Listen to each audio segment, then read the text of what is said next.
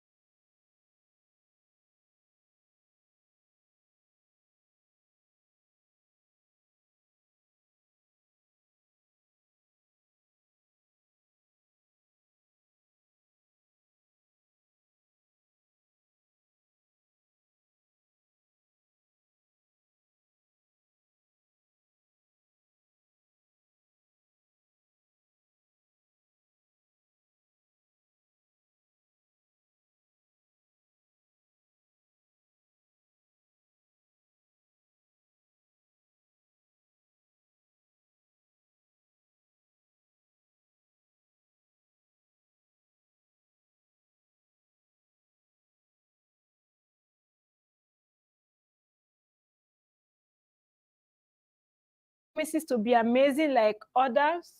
So today we are going to be discussing on a very important topic, right? Very important that, in fact, a lot of time people don't pay attention to it. But it is this particular thing we are going to talk about today is one of the things that affects our outcome as a realtor. It affects the result that we get as a realtor. So we make sure that we bring all these details to your doorstep so that you will learn these little things and then put them into actions and then get results as you're supposed to, right? So before we go into today's training, please prepare your mind. Make sure that you are here. In fact, say, I am here. I am here. So for those online, also say, I am here. Don't get distracted, right? So pay attention and then make sure you put down action points, right? So aside the learning you're going to get, make sure you put action points. What am I going to start doing today from this training? So that is the whole essence of training. Once you learn, you put them into action and you get results. All right, so we are going to the affirmation proper. So you just repeat after me. Okay. I am the best at what I do. I create exceptional results. I persist until I succeed. I execute. I am proactive. Impossibility does not exist. I am not afraid to ask for help and seek knowledge. Success begins with my mindset. Today and always, I will strive for excellence.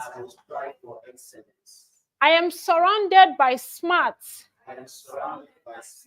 capable, and supportive individuals. Today is an opportunity to learn, grow, and become a better version of myself. I am grateful for my job, business, work, family, friends, colleagues, and new experiences. Yes, I can do great things. Yes, I can do great things. It may not be easy, but it will be worth it. I give 100% to my goals. I see the big picture. I am Jacinta Ukwa. I am Jacinta Ukwa. Not, nothing dies in my hands. And I think I missed one. Okay, yes, this particular one. Nothing is too big for my mind. Nothing is too big for my mind. Nothing is too big for my mind. Nothing is too big for my mind. And nothing dies in my hands. Nothing dies in my hands. And this brings us to the end of this affirmation. Let's clap for ourselves. Well, thank you so much for joining the affirmations. Yes, so right now we'll be diving into the proper training for today, which will be anchored by one of our phenomenal colleagues.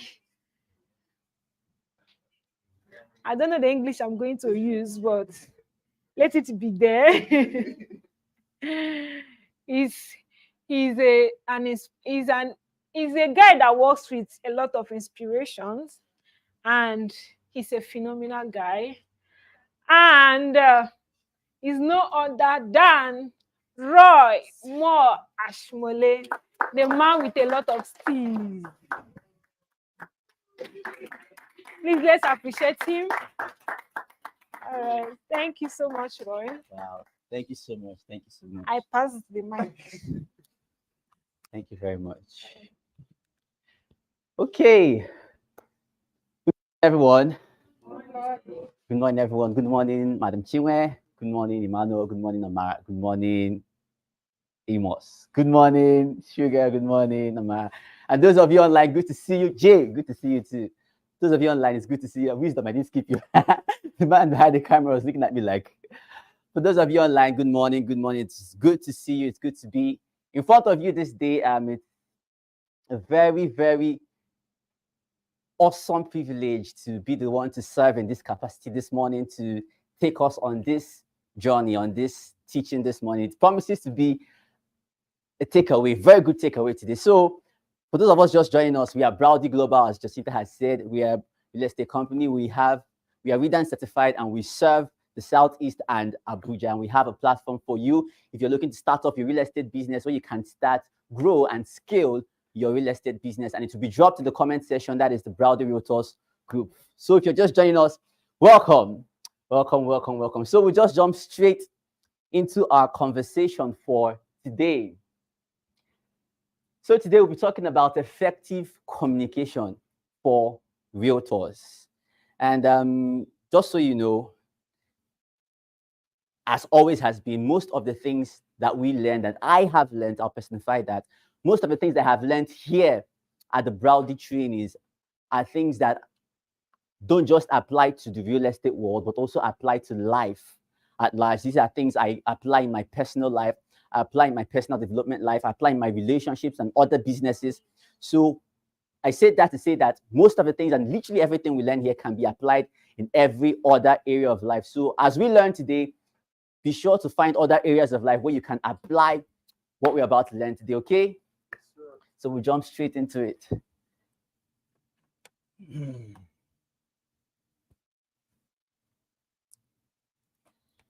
All right.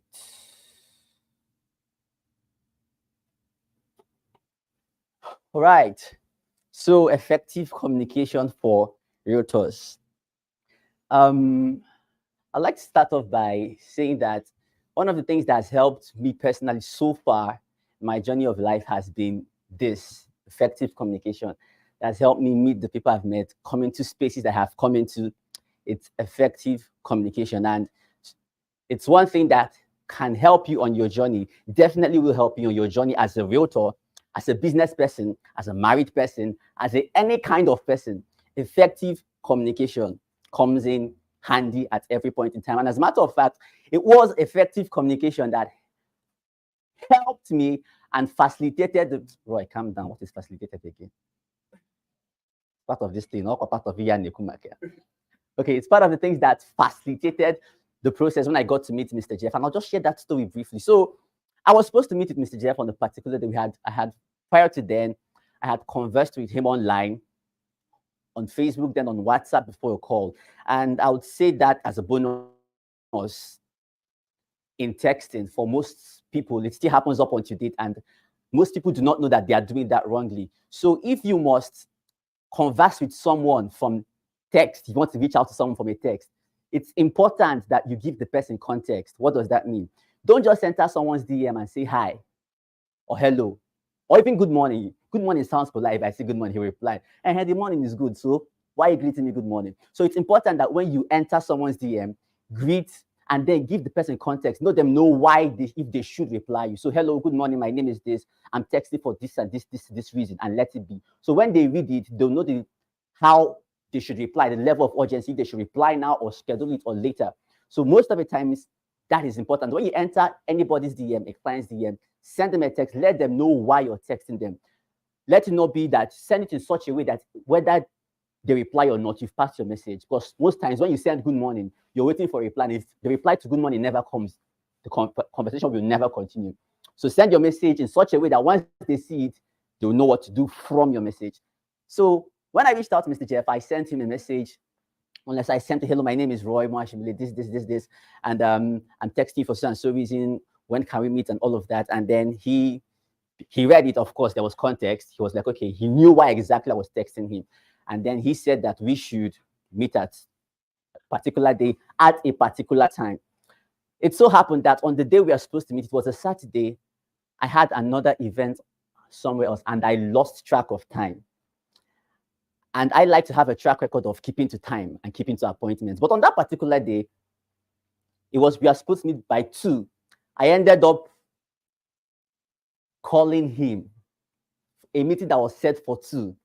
I ended up calling him by 2:30, sending him a text, but I sent a text by 2:30. Now, this was what happened. I was so engaged in what I was doing, I didn't set an alarm for the meeting for 2. So by 2:30, I was like, I have a meeting right now. I checked my time. It was 2:30 already. My God. At that point, you understand, I wanted to fidget, but I've learned to take control of how you feel per time. I said, okay, it's already happened. It's 2:30 already. What's next? What's the way out? So I picked up my phone immediately and then, thank you very much. Daddy, how do I put this one? Okay. Okay, so I picked up my phone and then I immediately sent him, it's on the other phone, I would have read it out. I immediately sent him a text and I said to him, hello, good afternoon, sir. I know we had a meeting scheduled for 2 o'clock. The time now is 2:30. I lost track of time. I'm really sorry. Instruct me on what to do next. Should I meet up with you right now? I can make it to where you are in the next 15 minutes. I can make it to where you are in the next 15 minutes. If you want us to reschedule for later, let me know what to do. Whatever you ask me to do now, I will do. I'm really sorry I lost track of time.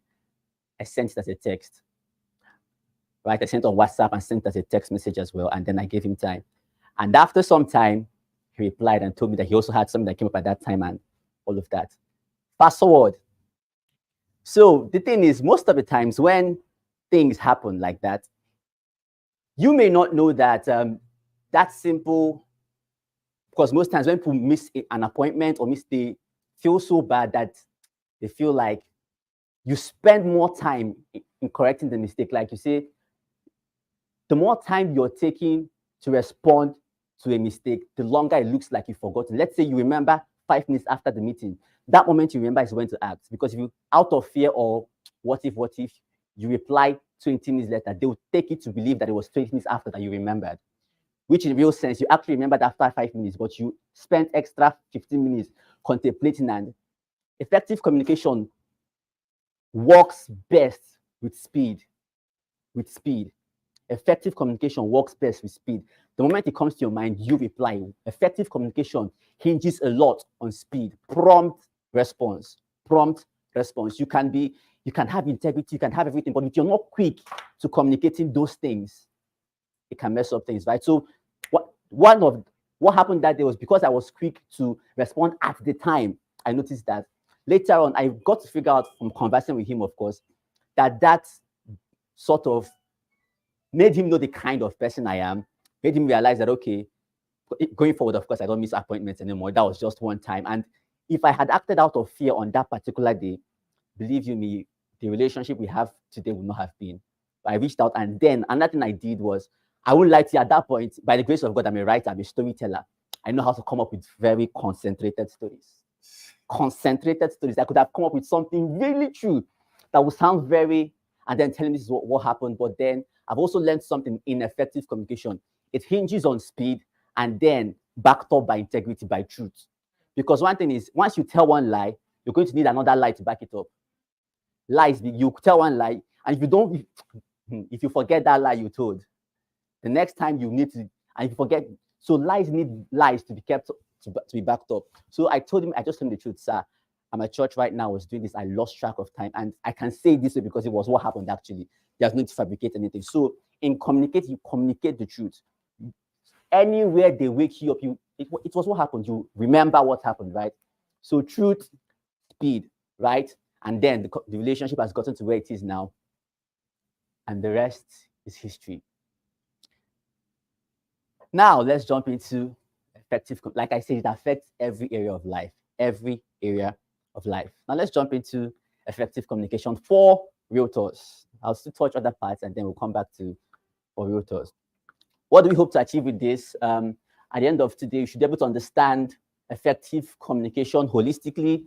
You should be able to recognize and overcome the barriers to effective communication, understand and speak the language of your clients. These are the learning targets.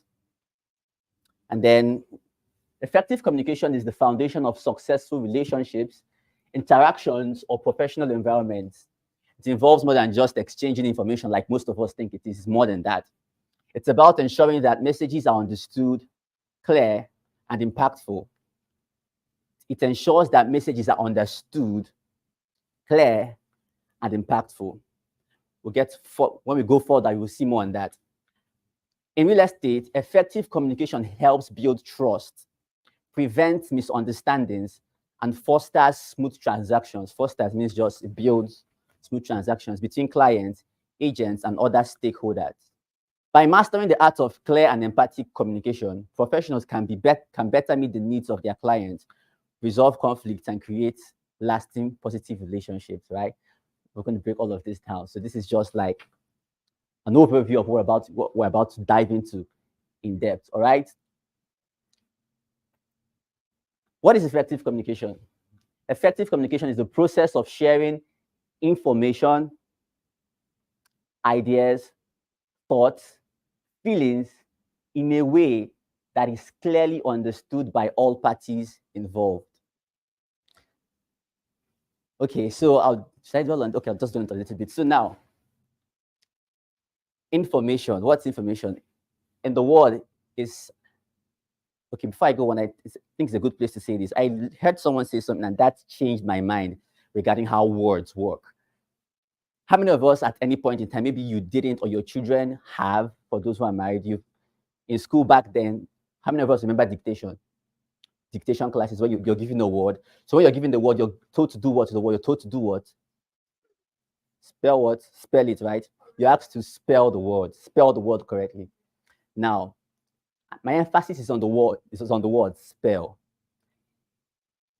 Someone says something and I will just paraphrase in my own words. You see, when words are used rightly and accurately, they're like a spell.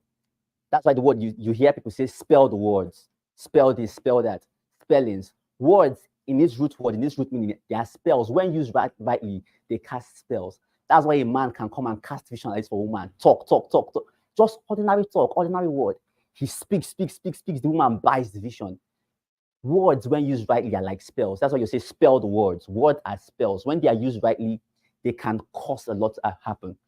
Now, information, the word information simply means to inform. So whenever you're talking to someone, when you're conversing, what's happening is an exchange of information. If what you're saying is not informing the other person in any way, it's baseless, then ideas, thoughts, and feelings in a way that is clearly understood by all parties involved.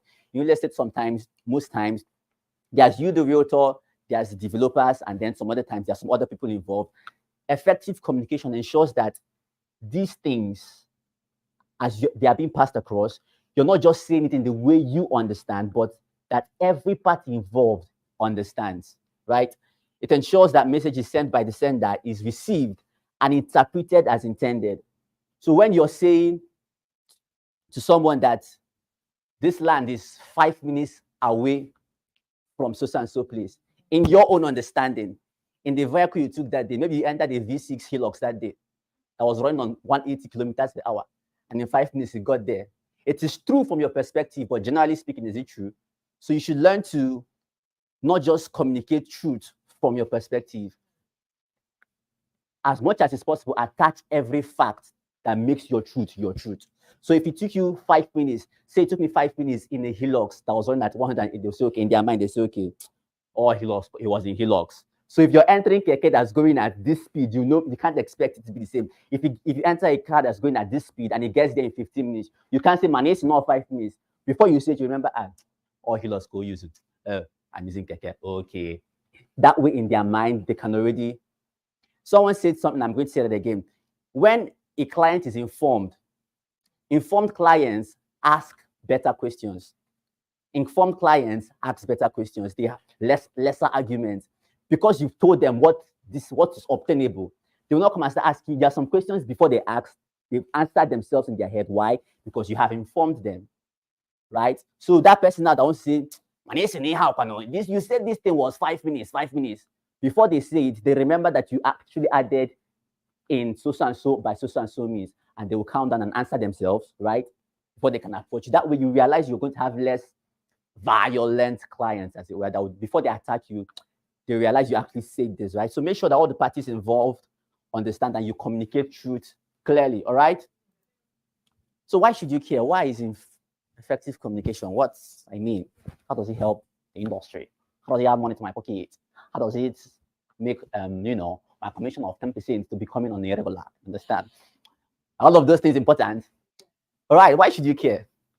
One, it helps you provide clear and concise information, which is what we've been talking about, right? It helps you deliver information about properties, contracts, and the real estate process in a way that is easily understood by clients, preventing confusion or misunderstandings. That is one of the things it helps you do. So if you want to provide clear and concise information, one of my colleagues will say, me chopper, you might achieve this. That is why it's important. It helps you to do this, helps you build trust and credibility. It helps you build trust and credibility. As effective communication builds a realtor's reputation as reliable professional, which is essential for long-term relationships and repeat businesses. One of the stories that Mr. Jeff has shared with me and shared with us, which has really helped me a lot and made me see the importance of effective communication. And then most of the times I need to say this, we'll get into it, but let me say it ahead of time. Effective communication is not just tied to interpersonal communication or face-to-face or over the phone communication. It will interest you to know that effective communication also covers that video you're posting on YouTube. Yeah, the video you're making. Most of the times we learn Jacinta said something on Saturday, right, before I went for inspection, or on last week, Thursday. You see, when you are speaking online to an audience on YouTube, like the way I'm talking to you right now, I'm going to get there, but I'll just say, I'll touch it small now. That will reach there, will enter inside very well. You don't just say, I'll not say it yet till we get there. You don't just be like, hey guys, who is hey guys? She said it on you. She said, address people as singular, though it's intended for a crowd. She said that though it's intended for the 1,000 views you're going to get, not say because it's 1,000, you say it's 1,000, 1 times 1,000, that's past one. It cannot be guy, oh guys, hey guys. No, it doesn't work like that. Address it as one. you're speaking to one person per time. So effective communication also covers that part. But for our discourse today, we won't touch the online space, but I've just said that as a bonus, right? It helps you understand client needs and preferences. I'll tell you how you do that using effective communication. A realtor's ability to ask the right questions and actively listen helps identify the properties or strategies that suits the client's needs. So part of effective communication is in listening. We'll be touching that in a bit.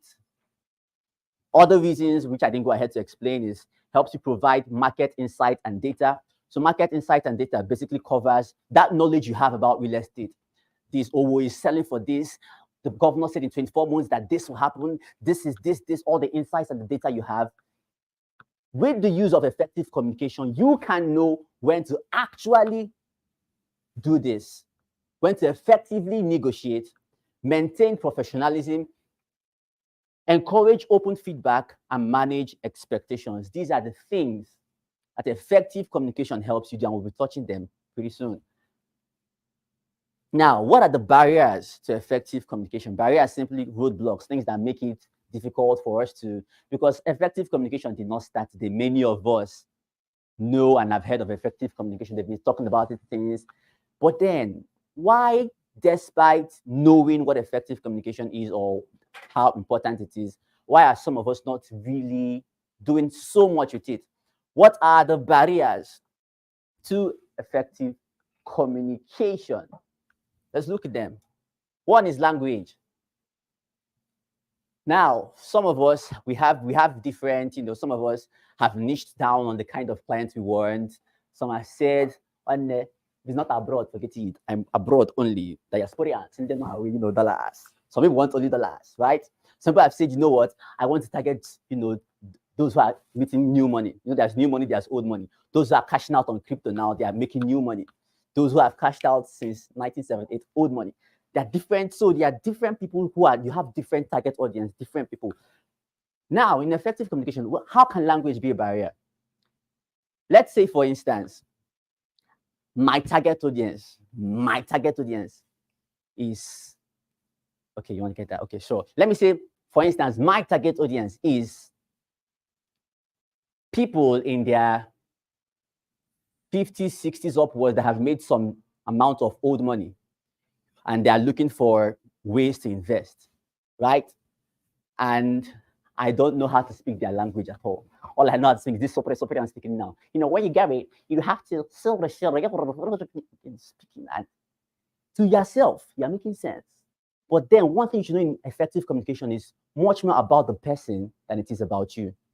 So you can make a lot of sense. You have structured yourself, sat down like this, read 25 ways to speak to somebody in their 50s and they'll get it. You equip yourself with this, and then you come out.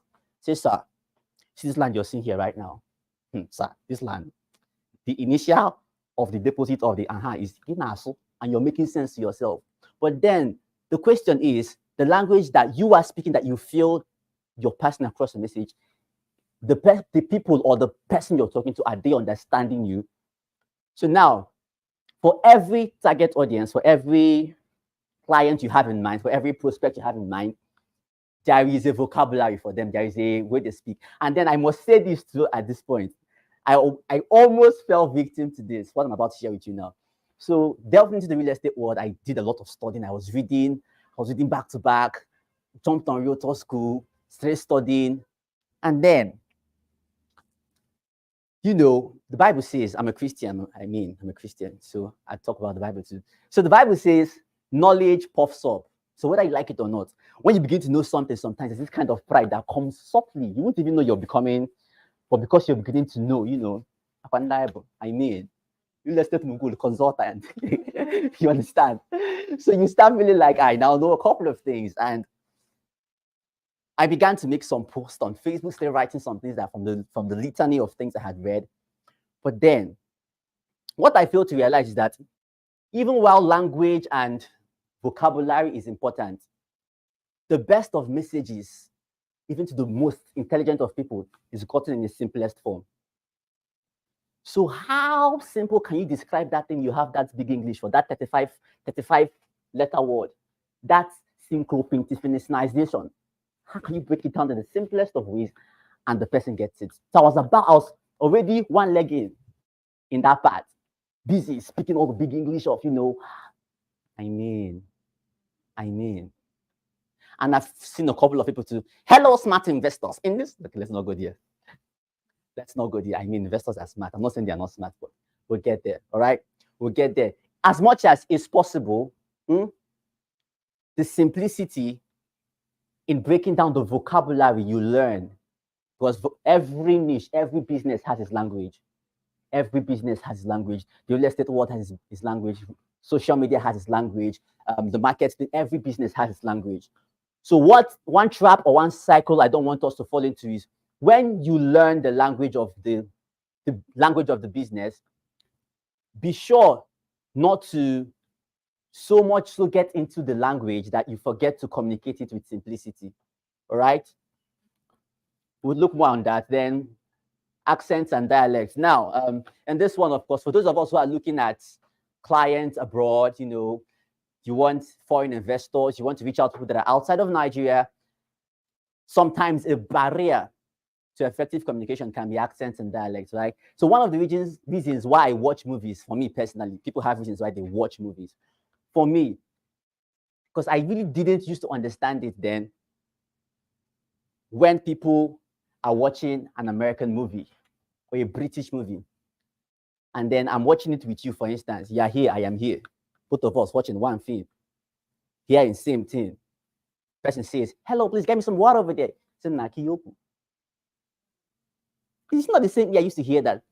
But then it takes intentionality, and we'll get to that. One of the reasons why I watched movies and still watch movies is to be able to understand every form of English. So by the grace of God, I've so worked on it that if I'm to travel to any part of the world where English is spoken, I will understand it. So when I go somewhere, they're speaking the British, hello, please get some more here. Talking really fast. Can you understand it? Now you're looking to reach out to a British man, someone that's born up in the UK. This client of yours, you're looking at international clients. So you're looking to get to this young man who has left Nigeria 5 years ago and is now in the UK. He's in the UK, he's been there for a long time. And now he wants to invest in Nigeria. He goes on YouTube and then he comes across your beautiful video talking about Castleview Estate, right? And then he opens up your video and he's interested in you. Like my client will say, everybody forget, there's a client for every. There's some people that will not buy till they see your video. There's a client for everybody, right? There's a client for everybody. Abundance. So there's people who will not buy till you put out your video. So he goes, he watches Jacinta's video, makes sense. What's your name, sir? Watches AJK's video, makes sense. Watches your video, Madam Chinwa's video, makes sense. Watches Emmanuel's video, makes sense. Christopher, watches Christopher's video, makes sense. And then after watching everything, okay, let me not use anybody, let me use myself. Now, after watching everything, now comes back, watches Roy's video, makes sense. The same castle view. Now, me, Roy Mwashimole, I claim and say that my target audience are those in diaspora, that I want those people to buy from me, right?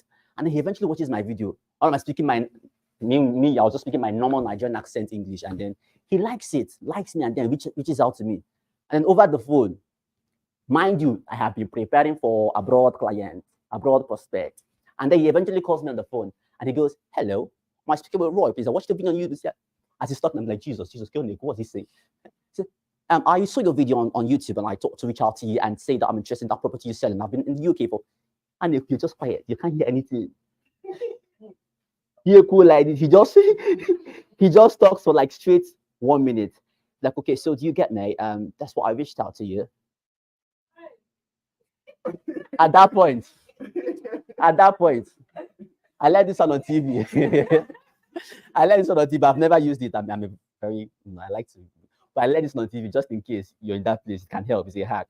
So when such a thing happens, the person talk. You're not understanding the accent. It's sounding. No, this is a cell phone, right? If you're using a cell phone, this is a cell phone. This is where the mouthpiece is. This is where the earpiece is, right? So this place is quite sensitive to sound, right? So when that thing happens and you don't know what to say, just rub it on your head like this. You'll be hearing and you cut it and go look for interpreter because you're about to lose a client.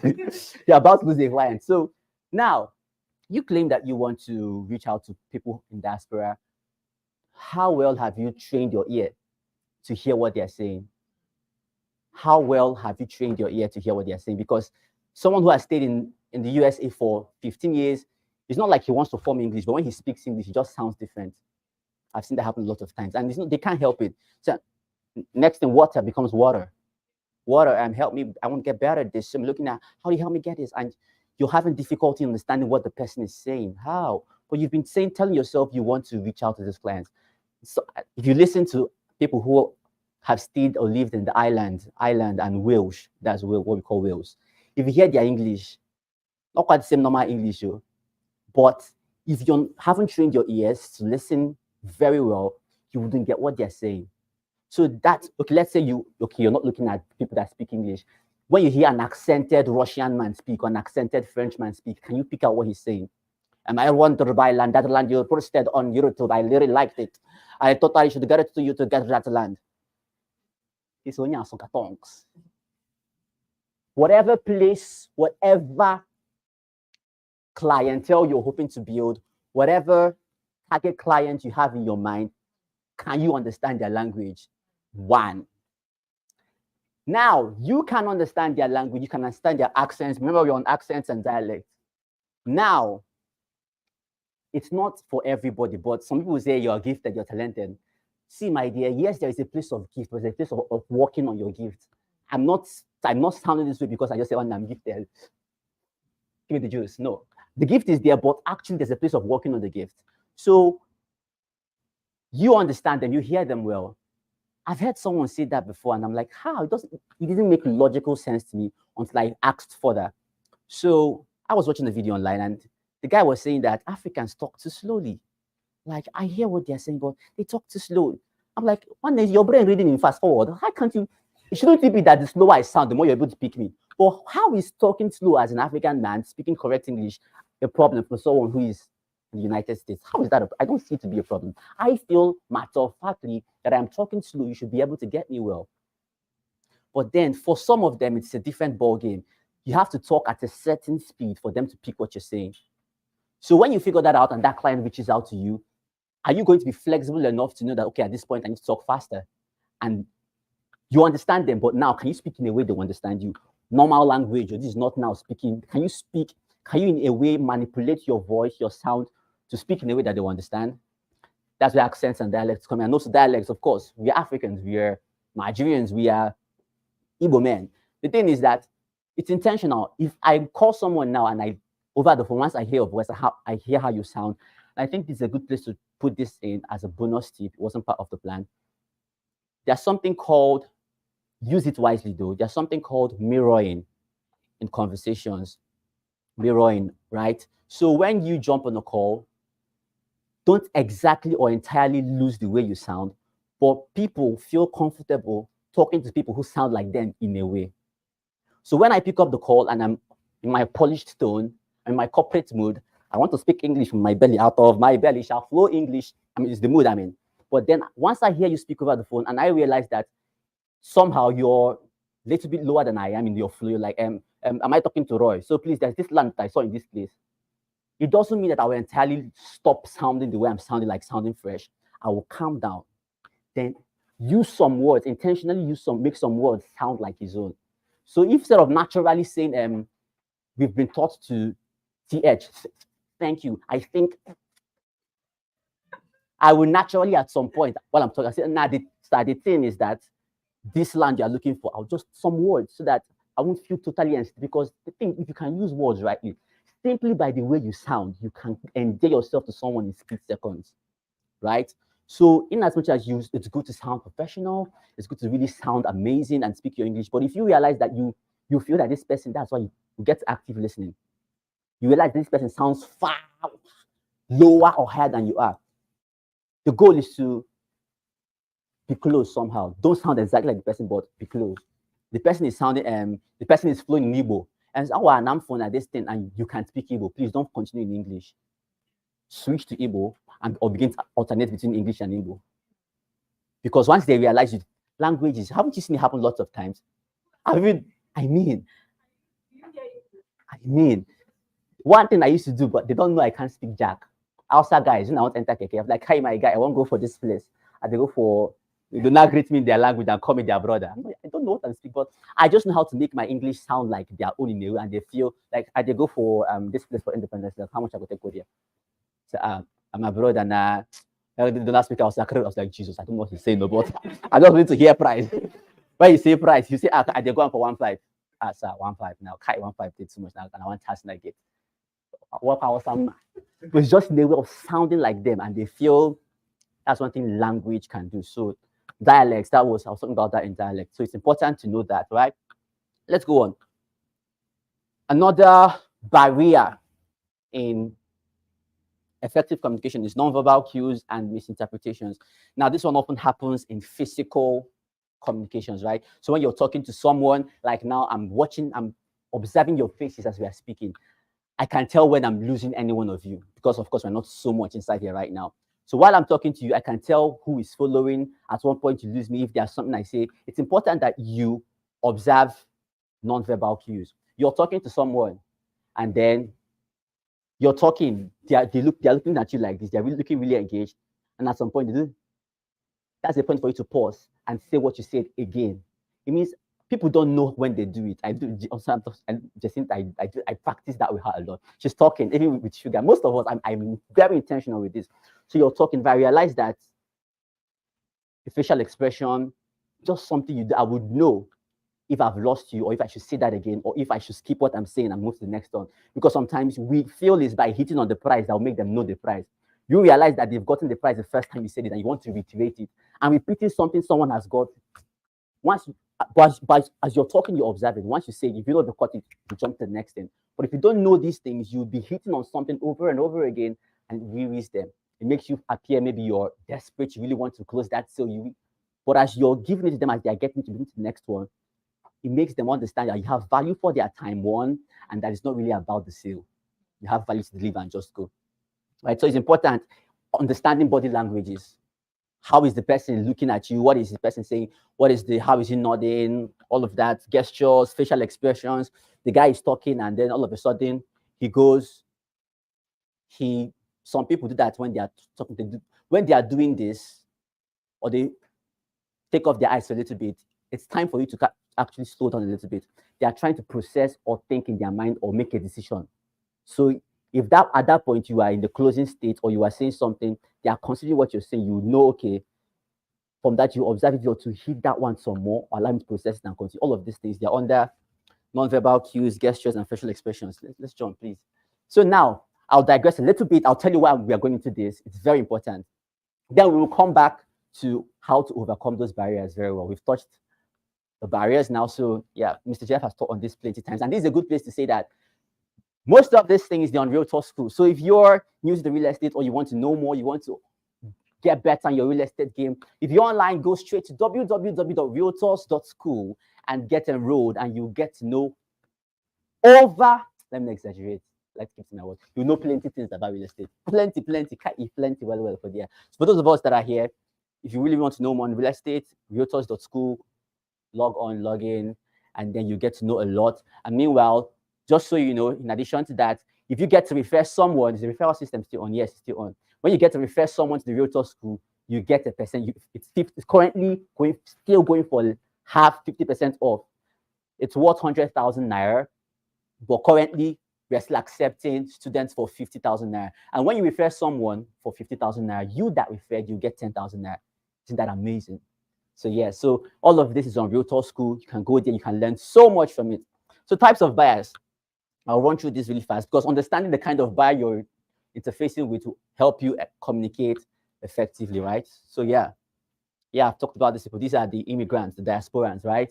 Those that are living in their way, they're abroad, right? This is the UK flag, this is Scotland, this is Italy, Germany, and this is the European Union flag, and this is the USA. Now, those are living away, who are outside of Nigeria. There are people who are there, who have lived in the United States or are still there, and they are looking to make some money and reinvest back in Nigeria. They're looking to buy land in Nigeria. It could be for different purposes. It could be to build, it could be to set up a business rolling here. It could be for any reason. But basically, these people are outside of Nigeria. You know all of that already. So just jump on. Now, the cash protectors. Now, when I asked ChatGPT, or no, the AI, to develop this image for me, I intentionally chose this one. You realize it has 3 hands, 1, 2, 3. When I saw the picture, I was like, what is this? I changed the prompt. I said, okay, no, develop an image with just two hands. And he developed another one. But then I looked again at the picture and it passed a different message across. And I said, yes, I think I'll take this one. This guy has three hands. So what I got from this is that cash protectors, you are seeing two hands, but there's a third hand. There you go. They want to save the money. You get it. They want to save the money by all means. They want to keep the money. So now they are under cash. This is also in the Realtors screen. The cash protectors, there are two kinds. There are two of them. Most of the times, the one we often see, and you often see the two of them most times. So these cash protectors, they are people who have money, right? And this one, those who have money and do not want so many people to know, they just want to be calm about it. So they just prefer putting the money in things that people will not know. Like if there's money in land, you can't really go to land. You look at the land. This land belongs to Jacinto. 60 million land. Jacinto with this land. Like, unless they give you document, you will not know nothing. So some of these people, they oftentimes invest in land. They put it in land so that people. And when you ask them, I don't have anything. Guys, there's no money. But their money is in different things. They don't often like to be loud about it. So how do you get to know this kind of a client when you get there? We're going to get there because it's from conversations you find out how he intends to, the kind of person he is, kind of cash protector he is. So these people, they're looking for places to just put the money in. Apart from the banks, there are some people up to tomorrow. I heard someone say, and I was like, really, such people still have this kind of mentality in this century. I was like, guy, no trust rock a banco. Now, the highest, he was speaking Igbo, now the highest amount of ego working on a bank. Highest, no man, no, man got one new bank more than 2 million. Or man new bank more than 2 million. No trust. Guy, you tell one in a bank, you food, some people are still like that. But they feel like if they put the money in land cannot hold up. If you like bank, the land is still there, you can always resell. Some people have that mentality. And how do you know? How will you find out? Part of what effective communication helps you do. It helps you get into people's mind really fast and get to know what to sell to them, what to say to them, what to convince them on, right? So now there's cash protectors, still under cash protectors, but these ones, they are financially intelligent. They're the financial intelligent ones who know what it means to save money with land. They understand land banking and inflation, but they are also cash protectors. These ones understand that inflation rate every year goes up by 20%. They understand by that 1 million naira right now, in 12 months from now, will become 600,000 naira in its value. You understand that if I put money in the bank, after some time, it won't be that same value again. So they are wanting to put money in things that with time, it's appreciating, it's not losing its value. They are also cash protectors. They understand land banking. They know that land appreciates with time, that if they put money in land, that over time, it's going to appreciate. They'll have more money instead of losing money through inflation when they save in banks. They are also cash protectors, but I'm happy that the AI prompt brought a younger person holding the money to the chest. Oftentimes, they are younger people. Oftentimes, but not always. They're often younger people who understand how these things work. So he's also a cash protector, but how do you know the kind of mindset, the kind of cash protector he is? It's in talking, it's in effective communication, and we'll get to that shortly. Now, they are the homeowners, right? And I borrowed this from Mr. Jeff in his teaching. That these people want to see, live, and feel their investments. So they don't just, they don't just want to invest, but they want to say, guy, that landowner gets, that land people have at Centenary, buy and build. They want to see they often tell you, I want to buy and build. Just that sometimes they can be funny. I want to buy and build land of 5 million naira. It is well. So some homeowners, they want to see their investment coming up. Literally, they want to see it coming up. They want to know that if they buy this land now, they start erecting something on this. They want to live in it. They want to live inside the house, and then they want to feel their investment. But how will you know? Because oftentimes we just want to assume that every buyer that comes our way, she just may invest, they go. They just want to, and if it's buy and build, they just want to do buy and then won't start building. You don't get to find out anything extra apart from not your buy and build. All you do is not your buy and build, not your buy and build, not your buy and build. He actually build. What does he want to erect? Or why does he want to erect? How long does he, things like that. I met a client recently, we went on inspection, and then he said he wanted to buy from one of our properties. And from conversations, I asked him, okay, so you're the client or your client representatives. He says he's the client, and then I asked him, okay, so what you looking to do? He says he wants to build. Asked him, okay, when do you want to build? Like, I wasn't so direct, but I danced my way around. Interesting. Oh, what? That means you want to be one of the. This was how I got to know when he wants to build. I said, oh, that's quite interesting. That means you want to be one of the city builders, Like, yeah, city builders. I'm like, then I said, I mean people who start off the city, who first erect the first buildings, now make others come. He said, yes. Okay, so interesting. So when are you looking to build? Then I say he's looking like, say, 2 years. He's currently in Port Harcourt. He's looking to build. Now I'm knowing better. From conversations, knowing, getting cues, looking at his face, listening to the tone of his voice. Some people want to divulge information, but how will you know if you're not actively listening? We'll get to that. So homeowners, these want to see, feel, and leave their investors. Now this is where plenty people like these people like to stay on this table. This is where plenty people talk an investor. Investor. That is where you see most people when they want to start their video. Hello, smart investors. No, they don't say my name. Hello, smart investors. My name is Roy Moashimole, and not everybody is a smart investor. Sorry, it's the truth, but not everybody. You can, except of course your message is tailored to those people and you have effectively understood how their mind works. Because sale is effective when you understand how the mind of your buyer works, right? So it's very important. So yeah, investors. These are the investors. They relate well with words like cheap and ROI. If it's likely to yield a fortune for the future, they're interested, basically. So these are the people that are looking to say, oh, nah, this land right now, how much? It's not how much. You tell them five. Let's take Castle View. You tell them Castle View 4 million naira. The 4 million naira, 4 million naira, 4 million, 4 million, 4 million. By next year, kita go neck organ. 8 million, guy, 8 million. And not just 100% in 1 year.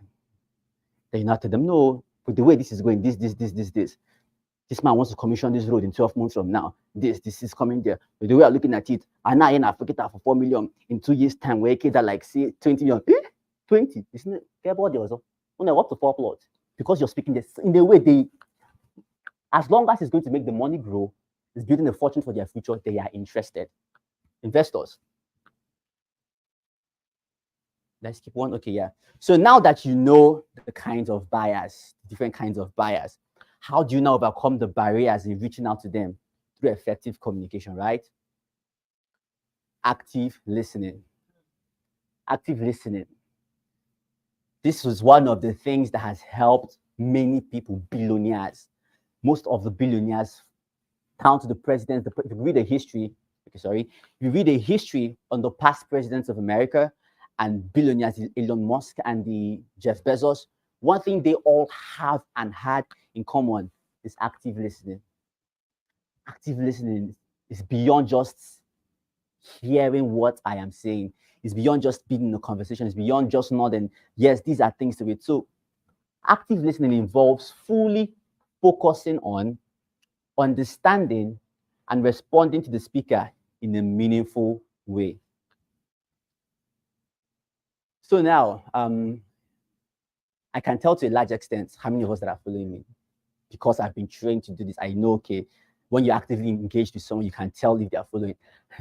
And I'll tell you something, most time, if you get the chance to speak in front of people, public speaking in front of people, how you know if most people, it doesn't happen to everybody. But I've realized most of the time, after I say this, some of you realize you're doing it. When you're talking to in front of a crowd and you're listening attentively, you're listening and somehow just bend your head one side. You're doing it. But if you don't know this, you don't even know why the person is bent their head one side. Most of the times when you get people's attention, they subconsciously just turn their head one side. I mean, but then if you don't know these things, you're talking to somebody, the person's head goes like this. These are just little things that can help you know, okay, you're hitting a point here, now you're hitting a point here. Most of the time, if you're talking in front of a crowd, I realize that most people have tilted their heads one way. You're making sense, you're communicating to them, you're talking with them. Tilting the head one way is one thing. Then if you're standing live with the person or sitting with the person, if you're sitting on the table, let's say the client calls you out for you both to meet at the table somewhere to talk, and then you're talking, and then he all of a sudden points forward towards you. It's a sign of interest. it's a sign, okay, you're saying something reasonable. Talk some more, talk some more. It's not that time to say, nah, maybe I've talked too much, he's tired, let me stop. He's interested in what you're saying. One, most people say that when people fold their hands in the talking to them, it means they are locked out. And I read that and I used to believe it, but from experience, I'm doing this over and over. I realized it's not actually true. There are some people when they pay their most attention when they cross their hands. For some people, so when the thing begin hit them like this, they just fold their hands. And I'm one of such people. So let's say you take the journalistic idea of folding hand means shutting off. You're talking to me and I fold my hands. You say, hi, I've lost this guy. And you have to say that to balance because most of the time they say open communication when you're talking, keep your hands like this so they'll know you're connected to them. For me, subconsciously, it takes me intentionality to stay open like this when I'm listening and you're really getting to me. Subconsciously, most times I just fold my hands like this when I'm really paying attention. So, but if you don't know this, if you just have the basics of these communication styles, that if they close their hands, you wouldn't know. So, how do you get to know? It often comes with another gesture. So, if the person folds his hand, how is he looking at you? So, if he just folds his hands and then looks aloof means he's not interested. Of course, you are talking in the nonsense at that time. He's not interested. But then some people, when they fold their hands, they are really interested. These are cues in active listening. I beg your pardon. Things to look out for in active listening. When you're talking to me, I learned that one as a matter of principle, and you should learn to do that when you're talking to people because active listening is more. Remember, effective communication is more about who you're talking to, not about you. So oftentimes, if in fact every time, you can never catch me, never ever catch me pressing my phone when you're talking to me. Never. The moment you begin to talk, I just place my phone aside. And I just place the phone aside and I let you know, see, I am here with you. I'm engaged with you. I am here for you. I value the time you're spending with me. So a client calls you out, you both are talking, and then you are pressing your phone and nah, don't worry. Oh, it's just one client. Just give him in 1 minute. And now you are saying that land and now it's 1 minute. Yes, you're doing business, or it's better, it's more respectful. If you need to attend something, say, sir, please just give me 2 minutes. Let me just finish off with this and I'll give you full attention. It's your phone, go one side. Yes, you have full attention. The person will just value that but instead of going in between, we'll get to that. Now, active listening involves paying full attention, showing engagement. There's something like Mr. Jeff does, and Mr. Jeff does this a lot too, a whole lot. Since I began to flow with Mr. Jeff, I've never at any point in time been talking to him and he's pressing his phone. One way he wants, when you start talking to him, if he's seated, the first thing I realize, he crosses his leg first. He's part of those who fold their hands when they want to. He goes, yeah, He's letting you know that you're engaging him in what he's saying. He just sets the phone aside. And if he needs to pick it, he'll say, oh, excuse me, please, 1 minute. But then they engage with you. It's intentional, in as much as you're listening. And for some people, it's their default setting to be quiet all the way. They're listening, but the person that is talking to you does not know if you're listening and getting. They don't know if it's all those, okay, engaging the person that lets them know that you're actually making sense, right? This how much time do I have? Avoiding interruptions, right? So when you're talking with people, I need to dwell on this a little bit more. Avoiding interruptions here involves calming down, holding your pitch, holding your sail, holding that at the edge of your mouth, holding that information that you know that will turn their life around, holding it until they are done talking. Most people do not have the discipline to hold themselves and wait till the person finishes making their point. So the person is saying, but you just interrupt me. It's not far, it's just that. Calm down. The thing with once you give them the chance to finish laying their complaints and then you talk, it makes you use by doing that, what's the word again? They let down their guards. They don't have any missile or arsenal to throw at you again because literally everything they must have wanted to complain about, you've allowed them to spit all of it out. And then you now start addressing each thing one by one. You see, that thing you said about the land being really far, and then for 5 minutes, sir, right here now in Enugu, in the city of Enugu, it's impossible to get any land where you can buy a build. for 15 million naira. Reason being this. But if he was talking then, he says, why, yeah, you interrupt him immediately.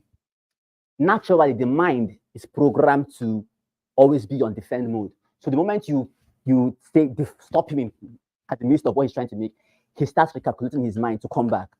Naturally, most people, except for people who have been trained in the art of communication, they calm down, they maintain their steez, and then they'll allow you to finish talking at them. But if the person is not well trained as a communicator, they would want to fire back. And if the person is well trained and knows the art of communication, the person will know that this person, in their head, like, hey, who trained this person? Who trained this person? Oh, yes, Lonya. Oh, that way your rating has dropped small. So when talking with people, try as much as possible to hold your thoughts. That idea, that thing you want to say, that thing that you want to tell him about the land that will blow his mind, that will make him ask for subscription form immediately. Yes, in as much as it is good that you pass it across, but then there's something called timing. There's something called you're waiting, then you drop it. But if he's saying something and you just interrupt, as much as possible, just limit interruptions while a client is talking to you, telling you, because in active listening, you get to know what really his pains are, what really his interests are, what his needs are. And you won't allow him to finish saying what he needs. And it's in listening, you say, okay, you now know how to package his need and not fight to him. Right? Active listening. Then clarifying and paraphrasing.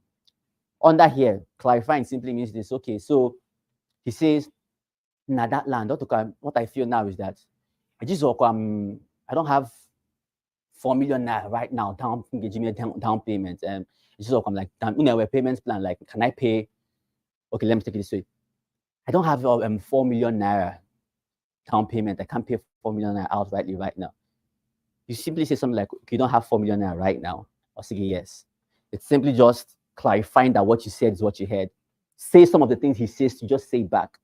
It's not enough. Don't ask it like a question. Say it in the form of, okay, I heard what you said. Is this what you said? If you ask him back, if you always come from the point of asking back a question, not take it down. So just say, this land, I can't afford to get 5+. And I intended for 5+, but I can't get 5+ right now.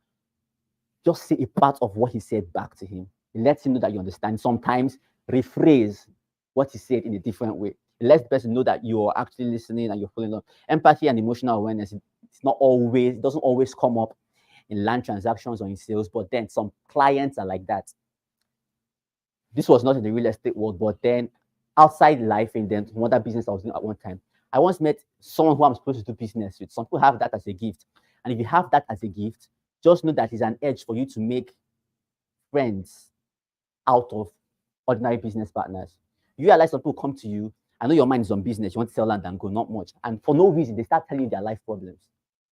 They start telling you about how they actually have a solution. It's not like they're about to ask for help. I mean, this guy has money, he wants to come and buy land from you.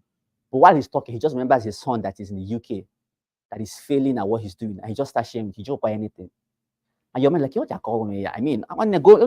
Your man, you're like, no, calm down. Calm down. Because at that point, you may sell that land and go, but if you can calm down and hear him out, it may be that in the past few days, nobody has had time to hear him out. Everybody's just all about it. And then you just calm down, you listen to him. Say, hey, this my son is like this. He starts sharing some this person just started sharing his life with me. Deep secrets about it. In first, the natural man was like, how would this thing help my life? Why? But I just had to calm down first. And I listened. He shared. After talking, shared a lot of things with me. One thing I've learned to ask myself over time, and you should learn this too, relating with your spouse, relating with everybody, with friends. Know when people are talking to you just to share a burden and when they need your advice. So if once you know how to separate between these two, people will love you. Go far with them. Because oftentimes, naturally, human beings, we are problem solvers, especially men. So she's telling you her problem. He's telling you you're thinking of solution in your head that you give him after he finishes saying. And he didn't even ask you for your advice. He's just telling you his problem because he just wants someone to hear him out. So most of the times when the person finished talking, when he finished sharing that with me, I'm a Christian, of course. So I asked the Holy Spirit, why did this person tell me this thing? Should I advise or should I just listen? And the Holy Spirit says it was just for you to listen, don't advise. I just said, wow, it's interesting. You'll get over it. He said, yes, I know I'll get over it. Now started telling me plans he had to get over it. So imagine I didn't even know I just said, this is what you do, sir. He started giving me advice he didn't ask you for. He just wanted someone to listen to him. Until today, I'm still friends with that person. What was should have just been transaction and go. I came back because of empathy, because most times people, if you can connect to what they feel, what they are going through, beyond the business, some other time, they just call me some other time. They don't want to talk anything business. They just want to talk to you again about something they're going through. Just want to share with you. But if you're just all about the business, all about the Benjamins, all about the money, man, let's just get them, secure the bag, secure the bag. You guys secure what the bag, but you listen to people on the way. And what you don't know is that one bag you're securing, that one person you're leaving has thousands of other people that have that bag, or their bags. So empathy is simply calming down, trying to connect to that person's feelings, what they're going through at that time, what they want to talk about. Remember, it's about the other person, not about you. I know you want to talk about land sales, closing, and all of that, but also, what does this person want to talk about? Sometimes I realize that when they say, okay, for instance, this land is, he wants to get 4 plots of Castle View for 16 million naira. That's the price for 16 million. He says, 16 million, 60 million naira. Hey, I said, deal I'm waiting on right now. Oh, hey. And now you are saying, sir, this one you're waiting like, is everything okay? He says, good, though, not just that. Or just that. That's how they just start. Sometimes they just say a few things. And then, but if you hear that, you know that you just continue. But as little as that side, there's something that just came to his mind at that point and left. And if you're sensitive enough to pick on that emotion, that connecting on that level, you open up a part of him. Right? Empathy and emotional awareness. Then active listening also helps you, the person providing feedback. Feedback simply is, okay, you've had this conversation, you want to know how the conversation went. So while you're talking to me, I do that with a lot of people, Mr. Jeff, my boss, my mentors. So when they finish talking, I say, okay, so this is what you said. You meant this, right? You meant this, right? So thank you for saying this. This one you actually said is what I was going through at this point of my life. So you saying this helped me go through this. This is when my mentor-mentee relationship with my mentors, I let them know that what you're actually saying affected my life this way. I'm giving you feedback. So with the clients, what's the case then? The client tells you this. You say, okay, you're now letting the client know this is what I got from what you're saying. So you're saying, okay, so if I understood you correctly, you want a payment plan for 3 months, right? You first start off with the 1 million naira payment, and it's something you can do, right? Okay, yes, that's what I said exactly. Okay, I like that you give me that information, so I'll know how to get you through your land acquiring process, blah, blah, blah, blah, blah. And then you're letting the person know that what you said was understood. That's what basically feedback is about, active listening. I can dwell on this like for a long time, but I don't know how much time I have. Let's just keep it going. Now, another way to overcome the barrier, I talked about this a little bit earlier, is use simple language, like make it as simple as ABC. I talked about it earlier, how sometimes, we want to sound high and mighty. We want to let them know that on Nagagom Realtor School, I'm a graduate of Realtor School 2024 set. When you look at the badge of honor, I came out with, it's not necessary now. As much as it's possible, yes, know your onions, know the language of the industry, but communicate in the simplest of forms. Use simple English. And I can't say that, I can't hit on it anymore. Like, use simple English. Avoid vocabulary. We should also learn to distinguish knowledge that's for you and knowledge that's for the client. For instance, imagine you go to meet a consultant, a medical consultant now. And, okay, not let me look my boss. You, imagine you go to meet a consultant, and then the consultant runs the test and diagnosis on you, on the person, let's use the person, runs the diagnosis on the person. Medical doctor, who is the consultant in this case, runs the medical checkup and diagnosis on the person, and then comes out. And now is referring to this person, wants to let the person know what his or her problem is, and comes and say, so from our diagnosis, you have medical syphilis keratosis villasa. It's something that has to do with the mantovesial, and I know what I'm saying, but I'm just trying to give an instance. They're not words that exist. Now, he finishes saying this is, meanwhile, these things is letting the person know they are accurate, they are correct. From his medical perspective and language is very accurate. But the person he's letting know what his issue is has no idea what he's talking about. So you need to discern knowledge that is for me as a professional, as a consultant, and knowledge that was for the person. So you need to learn to break it down, right? So the person doesn't understand what one big word in real estate now comes to my head, comes to my head, comes to my head. Please help me with one. Help me with one, help me with one, help me with one. None is coming to my head now. Okay, so one big word in real estate, and then you're conversing with a client, you just take the word as it is like that because you know it and you drop it on the client and he has no idea what you're talking about. While that is very accurate from your standpoint, does the person understand it? So simplicity simply means knowing the difference. Okay, this language, this instead of saying arbitration, instead of saying legalizing some big words, instead of saying and I see things like, okay, so your document is what confirms your legal binding to the land. What is legal binding? Speak in a simpler way. What if the person doesn't get it? And your document is your legal binding to the land, not your receipt. Simply say, so your document is what verifies that you're the true owner of the land, that is actually yours. Is what actually says that this land is your own and you can use it anywhere in court, wherever it's asked about. It's what verifies that yes, this land is mine. So saying legal binding. While legal binding is very accurate and very correct, for you as a realtor, it's correct, it's accurate, it's top notch. If you're amongst realtors hang out, realtors stable amongst your peers, if you speak that, you're on point. But with the clients, try as much as possible to make it simple. Jargon and idiomatic expressions, use straightforward and plain language to ensure clarity. And I gave an example here. Instead of saying this property is a great investment due to its liquidity, oh, you will. Why not just say this property is easy to sell when you're ready? Liquidity simply means it can be easily brought out back into cash form when there's a need. So what I was saying, instead of saying liquidity, and just make it in simplest forms. This property is easy to sell when you're. I mean, who don't understand that? Who don't understand that? Simplicity. Make it as simple as A, B, C. Next, speak slowly and clearly. Now again, remember we looked at the 4 kinds of buyers. It depends on who your client base is. There's some Nigerians you're talking to, and then I used to be a very fast talker as well. I talk really fast because for someone who thinks really fast, sometimes I try to match my speaking speed with my thinking speed. And it happens to most people who think really fast. You see, they want to communicate what they're thinking in their head across to you and their sound going really fast. It's natural, it happens to most people. But then I had to intentionally train myself to speak slowly. And how I train myself to speak slowly is for anyone who you know that talks fast, it's a simple training they can go on to help them talk slowly. Pick up your phone and start typing. Practice it for like some time. Talk at your typing speed. So as you're typing, you're reading it out.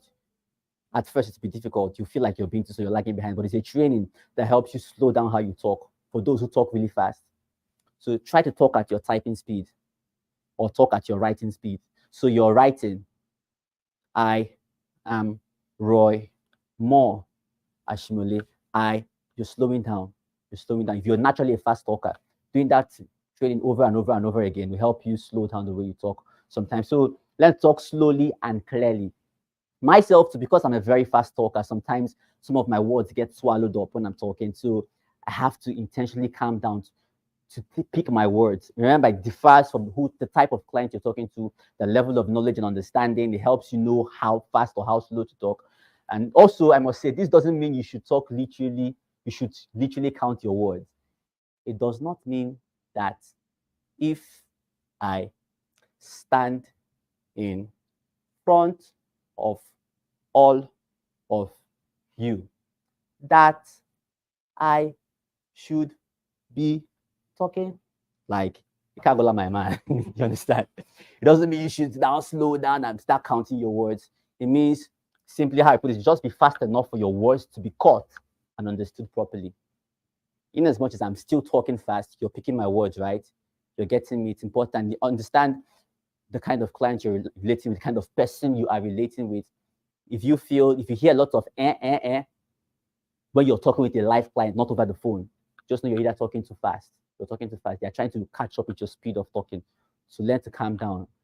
That is not that unknown of one another, but you're sounding really fast. Okay?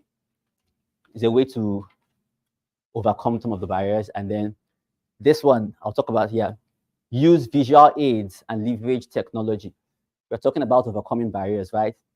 So the use of pictures, videos really help in communicating effectively as a realtor. And technology makes that even easier and better. So what do I really mean by using visual aids and leveraging technology in effective communication? And that's why I put this YouTube sign there. This is like WhatsApp. Yeah. So now, sometimes or most of the time, you may need to interface with clients. You may need to interface with clients over the phone. So I've seen some realtors and it's really cool. So they go to the site. That thing you're trying to explain, sir, the land is like this, like this. One they just hear video call. On our fear, let the person be seeing it. Technology has made it possible. Leverage it. You mustn't explain everything with your mouth. Use social media. Jump on WhatsApp calls. Jump on video calls. Use for those of us who want to reach out to more clients. You mustn't actually speak to every client. Leverage YouTube. Ensure that you're using technology to effectively communicate. Right. Also, encourage feedback and clarification. Invite this is we're talking about ways to overcome the barriers in effective communication. Encourage feedback and clarification. Now, it's important to ask. I learned this from my uncle. It was just something he used to say. Oh, damn, but my uncle cannot finish saying 3 sentences. He's an older man. Just saying, how do you say this again? Iwala, iwala, iwala, iwala. But then, while he says that just jokingly, I started thinking to myself, you know, every sentence, wa'ala, do you understand? Wa'ala means, do you understand? Do you get? Do you get? Do you understand? Some people to Gen Zs, I hear that a lot from them. Do you get? I mean, like you can actually go through phase 1, 2, 3. Do you get? Do you get? Gen Z say that a lot. Do you get? So it's important. I did not say you should start saying do you get in the midst of no. When you're done having a conversation, let's say I can encourage the person, hey, what did you get anything? Did you get what I said? Is this? Effective communication, remember, is ensuring that all parties involved are understood. So say, okay, so sir, I want to know you what you said that this. Yes, that's what I said. Because that's happened a couple of times. You're saying this, they're hearing this.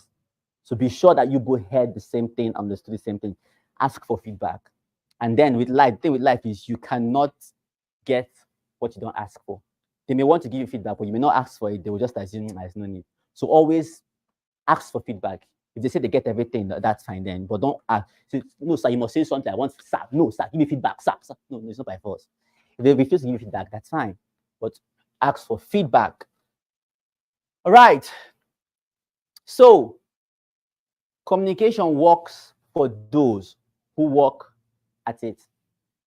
While there are people who are born orators and very good communicators, but then John Powell says that communication is work.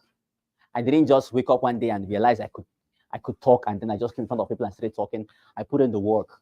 I took classes on public speaking.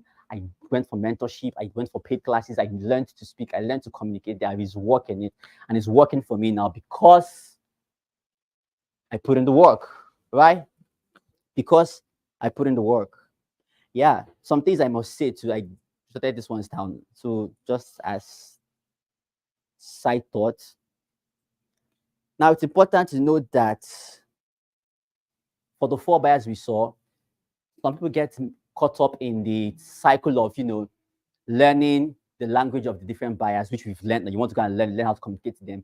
But it's also important that you know that the buyers, these different categories, it's more of a mindset that they have towards buying, not necessarily their communication. It's a mindset. They have the mindset of I want to save money. It's a mindset. So when you understand that, you realize you're not just speaking from a place of knowledge, but you're trying to come to them based on their mindset, right? It's a mindset, the drive behind why they buy. Some of them may not even know the vocabulary of the group they are in. They may not even know that they are in the issue that will qualify them by talking. They may not even know that they are cash protectors. So by talking to them, you know their mindset and then it helps you. Some of them are in a group of investors. They don't even know they're investors, but it's by talking to them, you get out that group which they belong to. So that's why it's important to maintain simplicity in communication, understand their needs, and speak in the simplest form possible. All right. So yes, that is basically that about that. So thank you very much. Thank you. Any questions?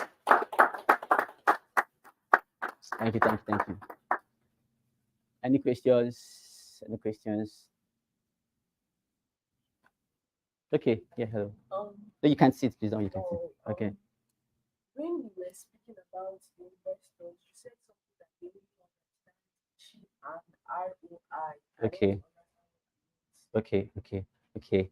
I didn't. Okay, they don't only understand ROI. It's one of the words they like to hear, right? Words like I said, words like means it's among the words that sparks their curiosity. So okay, meanwhile she's a first time realtor and that's why she's asking. So ROI simply means return on investment. So they are thinking to themselves, okay, if I put in this money here, what will I get back? That's what ROI simply means. What's the return? What will I get back in turn for putting in this money?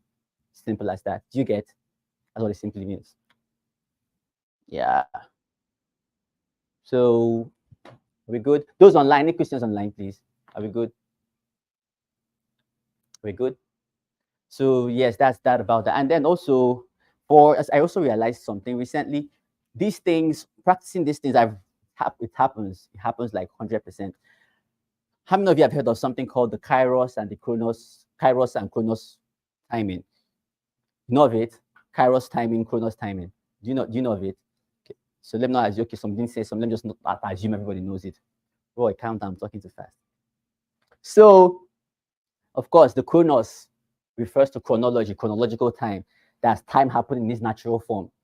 6 a.m., just time passing by. Time that just comes, 1978, time going progressively as it should, right?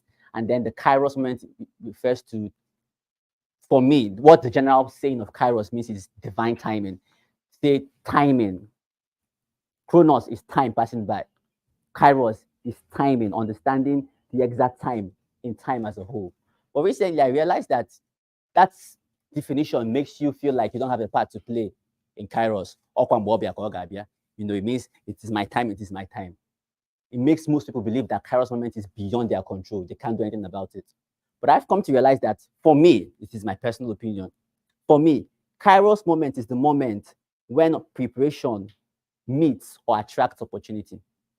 So all what we are doing, what we are learning is we are getting prepared. So the moment you're prepared enough, opportunities always meet you at your level of preparation.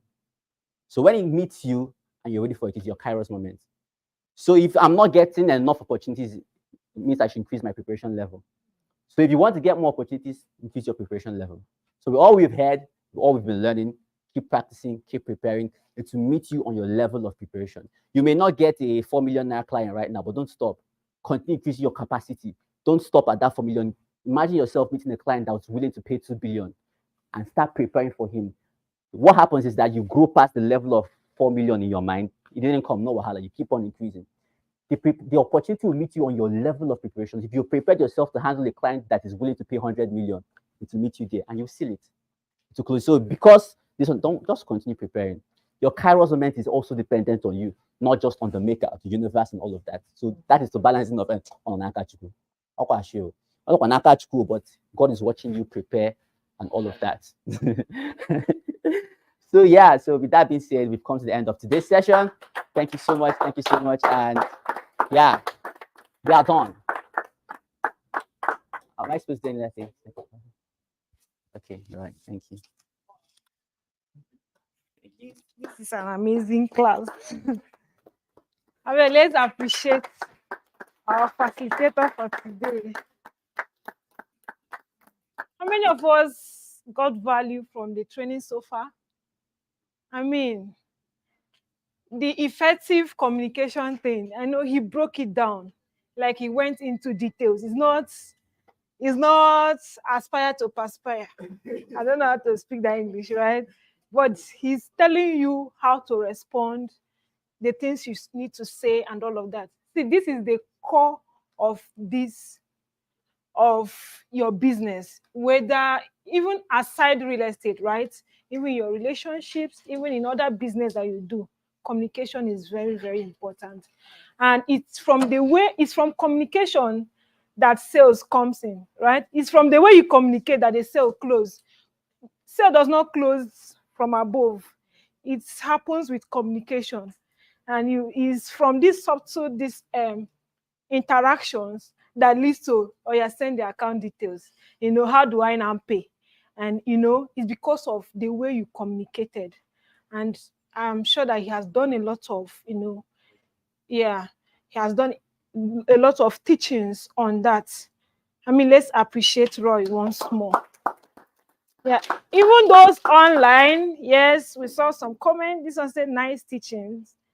Yeah, every business has its own language. Exactly. Then the fire emojis.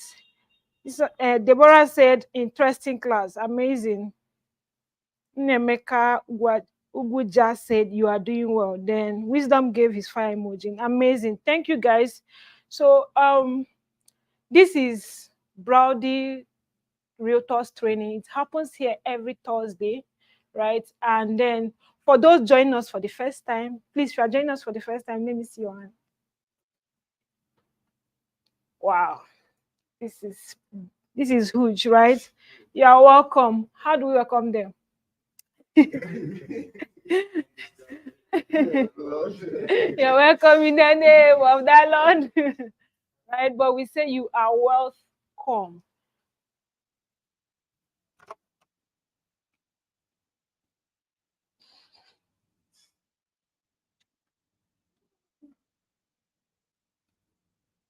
You are not just welcome, you are welcome. I mean, you are welcome to to Brody, where you are going to grow and build your personal economy and leveraging real estate, right?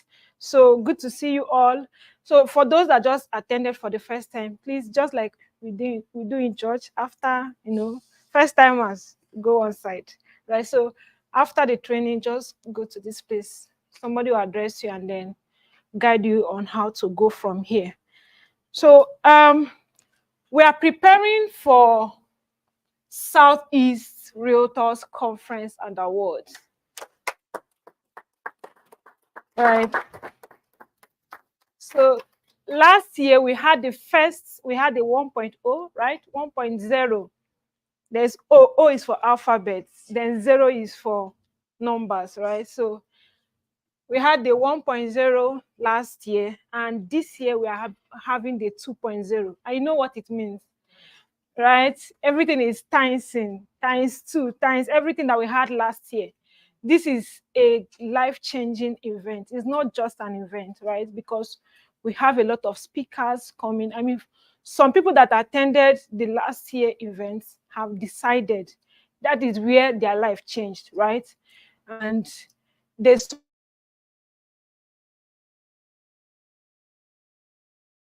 help you to, it enlightens you from what you don't know. And it is a good place to, to develop yourself. So last year we had the 1.0, like I said. We also had the award session. We had the top realtor of the year. That is the highest selling person was awarded last year. Same thing will happen this year. So you now have to decide, are you going to be the top Realtor of the year? Yeah, so it is for you to decide, right? So this year we are having this conference again. It's a conference and award. We have amazing speakers coming for this event. We have Tadekash. If you don't know him, you need to go and check him out. We have other people, right? Victor Nam, the former commissioner for lands, coming. We have Mr. Jeff there, our coach. Then we have a lot of other speakers that are coming.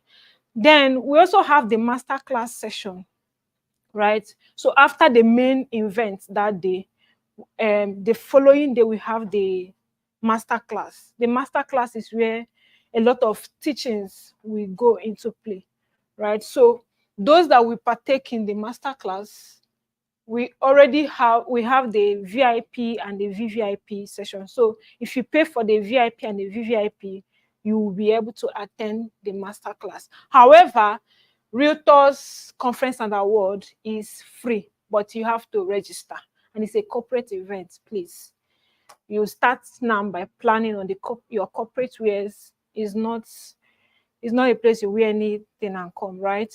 So it is free, but you have to register. The date is on the 8th of what? November 2024. So the first week of November, 18th of November, this is when this conference will be happening. And on the 9th, we'll be having the master class.